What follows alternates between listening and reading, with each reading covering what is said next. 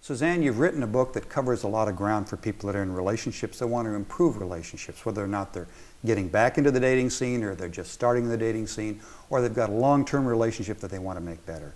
Can you tell us a little bit about what the Harrill solution is? Yes, being a therapist for 30 years and being married for 44 years, I see the same dilemmas over and over. People are married and they wish they weren't. They're not married, they wish they were.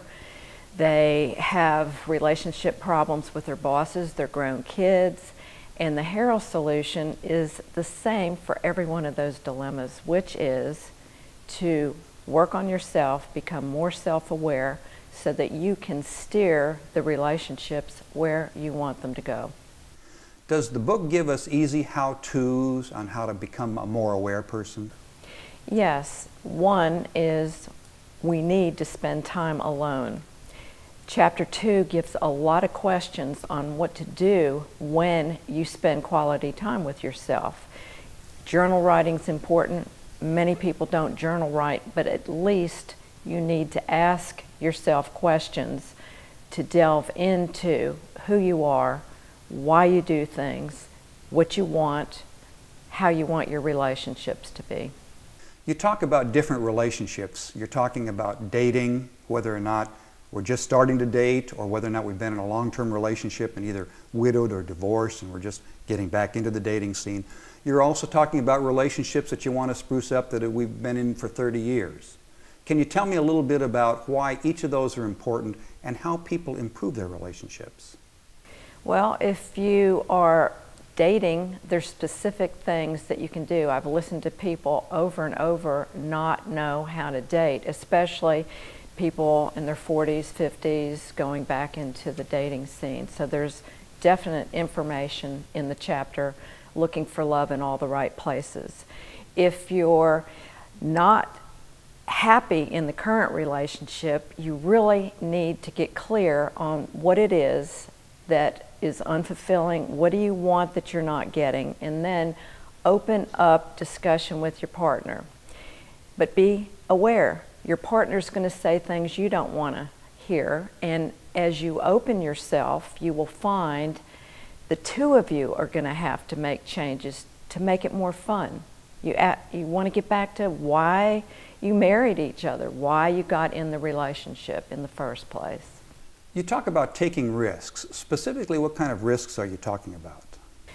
If I, for example, don't have my voice, I have to take risks with my partner and express myself.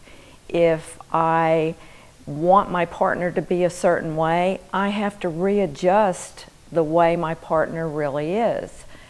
I have to work on my own awareness. I have to change who I am so that I am my biggest, fullest, aware self as I go into that relationship. And I also want to say, if you want a divorce, many people want a divorce because they want to run away. I encourage people to learn as much as they can while in the relationship so they complete with the person instead of just trying to get away, because what will you do? You'll just repeat patterns, or you'll go to the opposite pattern, which is really the flip side of the same coin. In chapters 6 and 7, you talk about we all have lessons in each relationship. How do we identify those lessons? Wherever we're unhappy, when our partner gets an emotional response out of us, those are clues on where we're unconscious. Those are clues where we need more information about ourselves. In the third part of your book, you talk about building a relationship with your spiritual self. Now, why is that important? The first part of the book deals with understanding yourself and expanding your awareness. The second part of the book talks about your outer self, knowing yourself through your relationships and how you co-create your life. The third section might be the most important section, which is your higher self, your spiritual self, who you are beyond your conditioning, your true self. When you meet that self and you learn to let that self express through you, then your life is fuller and has meaning and purpose. In the book, you say that it's never too late to improve ourselves and improve our relationships. Why is that important? I hear all the time, I'm 40 years old, why didn't I start this when I was 20 or 30? Well, it's always right now. It's right now. And so the rest of your life will be influenced by what you do right now. So let's get started today.